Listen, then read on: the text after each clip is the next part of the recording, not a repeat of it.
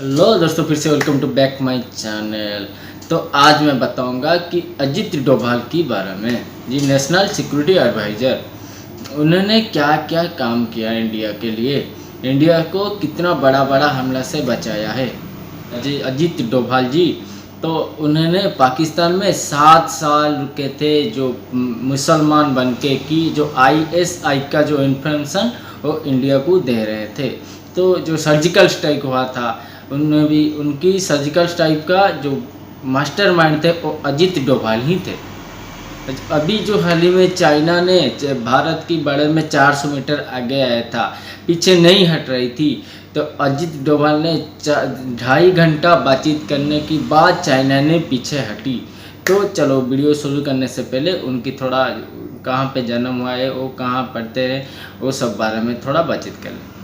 जब second world war ख़त्म हुआ था 1945 में, तो 20 जनवरी 1945 में अजय डोभाल की जन्म हुई थी।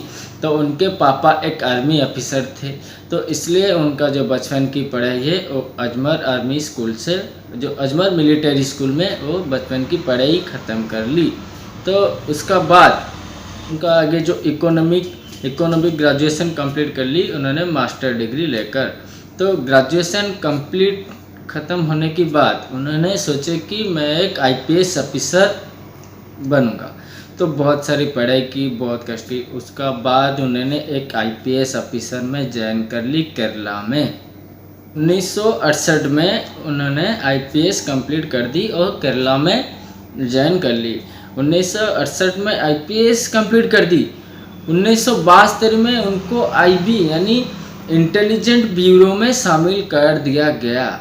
भाई कितना ये इंसान कितना लकी है। देखो, उन्होंने रिक्शा चलाई थी, मैं बताऊंगा वो किस लिए रिक्शा चला रहे थे।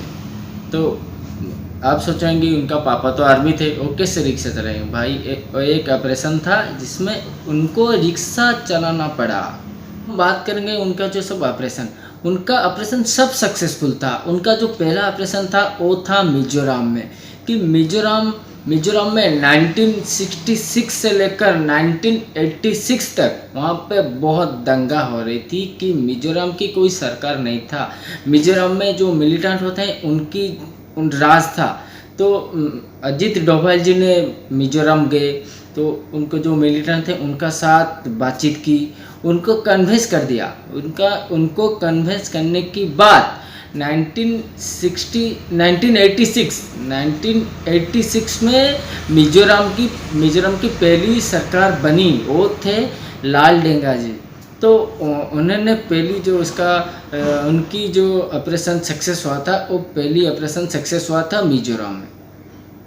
उनकी जो सेकंड ऑपरेशन हुआ था वो था पंजाब में 1980 में पंजाब में बहुत बड़ी दंगा हो रही थी।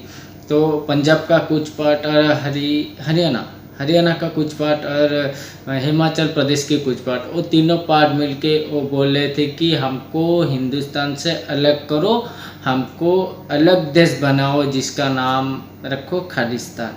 तो बहुत बड़ी दंगा हो गई इस बात को लेकर।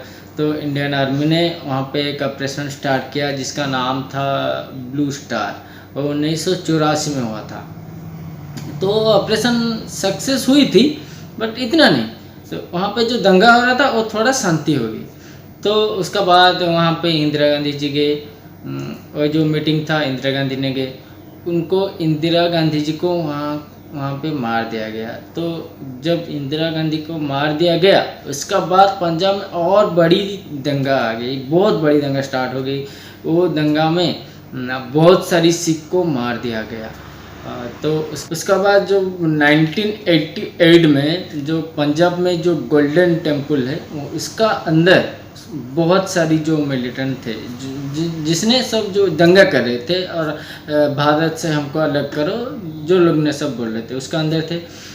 तो इंडियन ब्लैक कैट कमांडो, तो उनकी एक ऑपरेशन फिर से और एक ऑपरेशन स्टार्ट कर दी जिसका नाम था ब्लैक थंडर। तो उनकी जो लीड दे रहे थे वो है अजित डोभाल जी। तो 1988 में अजित डोभाल जी वहाँ पे जो गोल्डन टेम्पल था, वहाँ से बहुत दंगा हो रहा था, पूरा सुनसान था पूरा पंजाब। तो अजीत डोभाल जी ने एक रिक्शा लेकर वो जो टेम्पल है उसका आसपास चक्कर मार रहे थे। तब ऐसा एक दिन, 2 दिन, 10 दिन गया। एक मिलिटेंट ने देख लिया उनको, कि उनको बोला कि ये बाबू इधर आ, कि हम देख रहे हैं तू 10 दिन हो गया इधर रिक्शा लेके आता है, ऐसे घुमाता है फिर भाग जाता है, तो तू कौन है पता। तो अजीत डोभाल जी ने उनको बोलते हैं कि अंदर चलो, मैं सब बताऊंगा आपको। तो अजीत डोभाल जी ने अंदर गए, वो मंदिर का अंदर। तो उनको बताया कि मैं पाकिस्तान का हूँ, पाकिस्तान मेरे को भेजा है, मैं ISI का तरफ से हूँ। तो ISI चाहता है कि आप लोग इंडिया से अलग हो जाइए, तो हम तुम्हारी हेल्प करेंगे। तो अजीत डोभाल जी ने उनका साथ मिल गए, उनके साथ मिल के उनके जो सब इन्फॉर्मेशन था वो सब ब्लैक कमांडो आर्मी को शेयर कर देते थे। वो कुछ दिन के बाद तो जो ब्लैक कैट आर्मी ने अटैक कर दी गोल्डन टेम्पल का अंदर। जब अटैक करी, अजीत डोभाल जी ने वो मंदिर का अंदर ही थे, कितना हिम्मत है उनका देखो। जब इंडियन आर्मी ने वो मंदिर का अंदर अटैक कर दी तो सब जो मिलिटेंट थे सब खत्म हो गए। तो ऑपरेशन सक्सेसफुल, ब्लैक थंडर जो ऑपरेशन था वो पूरा सक्सेसफुल हो गया। तो अजीत डोभाल जी ने इसका अंदर थे, वो कितने हिम्मत वाला है देखो देखो भाई, वो पूरा 1 मैन आर्मी है। और बहुत बात बताऊंगा, वीडियो को देखते रहो। अब हम बात करेंगे कि अजीत डोभाल जी ने पाकिस्तान क्यों गए थे। वहाँ पे मुसलमान बन के 7 साल रहते हैं। तो ठीक है, अब जो अजीत डोभाल जब पाकिस्तान में गए, वो एक मस्जिद का पास रहते थे। तो कुछ दिन का बाद एक दाढ़ी वाला मुस्लिम आदमी अजीत डोभाल जी को बुलाता है कि इधर आओ, इधर सुनो। ठीक है, अजीत डोभाल जी ने उनका पास गए। तो वो जो दाढ़ी वाला उनको पूछ रहा है कि तुम हिंदू हो। तो अजीत डोभाल जी ने बोले कि नहीं, मैं मुसलमान हूँ, मैं तो यहाँ का रहने वाला हूँ। तो फिर से दाढ़ी वाला उनको सही सेम जवाब दे रहे कि नहीं, तुम मुसलमान हो, हिंदू नहीं हो। अजीत डोभाल ने बोले नहीं भाई, मैं मुसलमान हूँ। तो वो दाढ़ी वाला उनको बोले कि आपकी जो कान है वहाँ पे छेद है, कि आप हिंदू ही हो।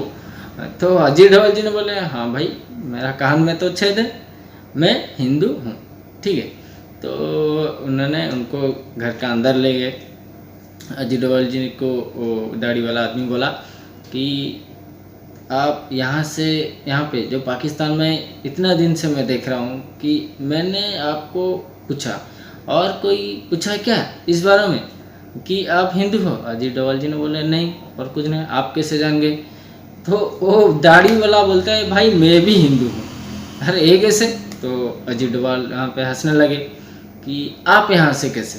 तो वो जो आदमी बोल रहा है कि 20 साल की पहले मेरा जो फैमिली था पाकिस्तान ने उसको मार दिया, जो इनका जो परिवार था पाकिस्तान ने उनको मार दिया, तो मैं अकेला बचा हूँ यहाँ पे। तो मैं मुसलमान का नाटक करके यहाँ बचा हूँ। तो आप थोड़ा बच के रहिए कि आपका जो कान में जो छेद है वो कोई भी पहचान ला कि मुसलमान की कान में छेद नहीं होता है। वाह। वहाँ पे अजीत डोभाल पाकिस्तान जो गए थे, वो ISI का जो सब इन्फॉर्मेशन था वो सब कलेक्ट करके हिंदुस्तान को भेज रहे थे। इसलिए पाकिस्तान गए थे अजीत डोभाल जी, कि जब पाकिस्तान में अजीत डोभाल जी को ISI जब पकड़ लेता ना, तो पूरा जिंदगी भर टर्चर, पूरा जिंदगी भर तो मारेंगे नहीं, पूरा टर्चर करेंगे भाई की रूम काँप उठे। तो वहाँ पे वो 1 मैन आर्मी जो पूरा इन्फॉर्मेशन लेके ISI का भारत लौट आए थे, वो थे एक ही इंसान जो डर क्या होता है उनको पता नहीं। तो और चलो आगे मैं और बताता हूँ उनका बारे में। आपको याद होगा जो फ्लाइट को सब हाईजैक करके कोई ले गया, 15 फ्लाइट, जब 1971 से लेकर 1969 तक 15 फ्लाइट ने इंडिया का गायब। तो वो कहाँ जा रहा था। जब लास्ट फ्लाइट गायब हुआ था 1969 में, तो वो फ्लाइट को अफगानिस्तान का रास्ता देकर कांधार और उसके बाद तालिबान वहाँ पे ले जा रहा था। ठीक है, जो उनको हाईजैक करके वहाँ से तालिबान को ले गए थे।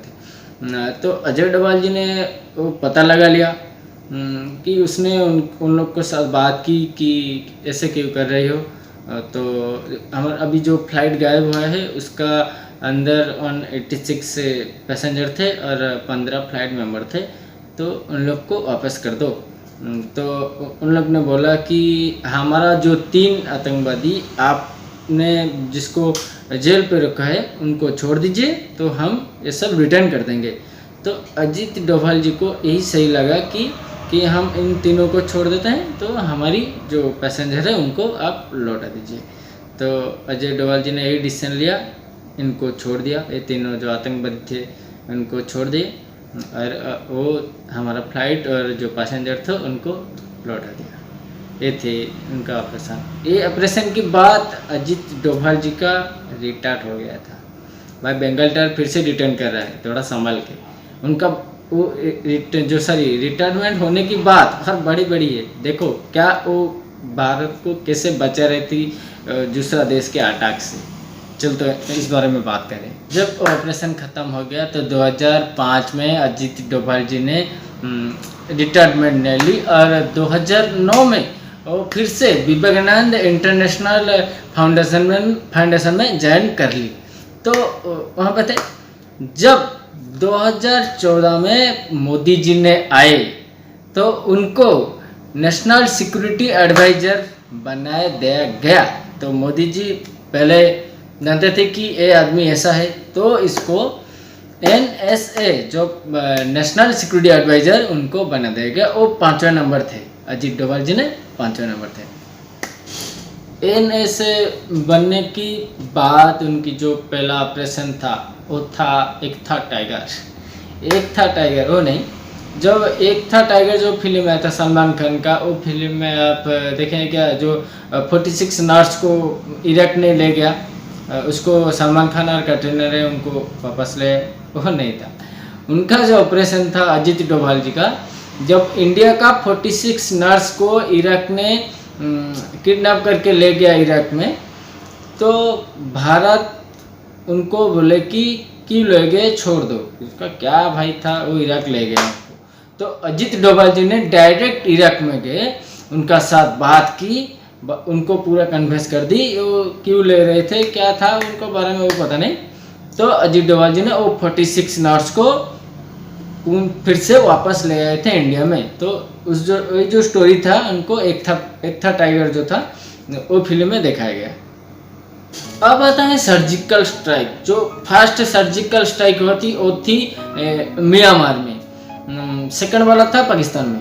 जो म्यांमार में क्यों सर्जिकल स्ट्राइक हुआ था, म्यांमार में जो हमारे जो नागालैंड है, नागालैंड का कुछ मिलिटेंट वो म्यांमार में आकर हमारा जो 17 जवान को मार दिया, 17 जवान को मार दिए। तो अजीत डोभाल जी ने एक प्लान दिया कि सर्जिकल स्ट्राइक हम करेंगे। तो जो ब्लैक कैट आर्मी है हमारा, उनको उन्होंने प्लान दिए कि 50 आर्मी को हमें भेजे कि म्यांमार कि ऐसे ट्रेनिंग लो कि आप जाओ। वहाँ पे 160 मिलिटेंट थे म्यांमार में। तो हमारा जो 50 जवान में गए, वो 160 जो मिलिटेंट थे उनको पूरा ख़त्म कर ली। वो थी अजीत डोभाल जी का फर्स्ट सर्जिकल स्ट्राइक। जो प्लान वो पूरा सक्सेस हो गया। तो हमारा एक जो आर्मी है उनके कुछ नुकसान नहीं हुआ था। उनके जो मिलिटेंट 160 मिलिटेंट पूरा मर गए। वो म्यांमार हुआ था पहला सर्जिकल स्ट्राइक जो सक्सेस हो गया था। हम आते हैं सेकंड सर्जिकल स्ट्राइक जो सितंबर 2016 उरी में अटैक हुआ था। तो जो पाकिस्तान वाले अटैक किए थे उसमें ही 17 जवान हमारा शहीद हुए थे वो अटैक में, उरी अटैक में। उसका बाद जो सर्जिकल स्ट्राइक हुआ था वो, अब उरी दी सर्जिकल स्ट्राइक फिल्म देखिए, वो बहुत अच्छी तरफ से समझ में आएगा। उसका बाद जो सर्जिकल स्ट्राइक हुआ था उसका पीछे ही अजीत डोभाल जी की हाथ थी। तो वो जो अटैक था वो पूरी सक्सेसफुल हुई थी। तो अभी जो 2019 फरवरी 14 में जो पुलवामा पे जो अटैक हुआ था हमारा जो CRPF जवान ने 40 जवान ने शहीद हुए थे, उसका बाद जो सर्जिकल स्ट्राइक फिर से हुआ था, सर्जिकल स्ट्राइक। तो इसका तो लाइव वीडियो आप देख चुके होंगे कि इंटरनेट पे वो कुछ दिन का बाद, 1 साल का बाद वो वीडियो इंटरनेट पे आ गया था। अब वो वीडियो कैसे सक्सेसफुल हुआ है तो आपको सब पता होगा कि वो जो सब सर्जिकल स्ट्राइक था उसका पीछे जो मास्टर माइंड थे वो थे अजित डोभाल जी। आज की वीडियो कैसा लगा मेरा कमेंट सेक्शन में बताइए। तो आप जब नया हो तो प्लीज़ सब्सक्राइब कीजिए। जय हिंद।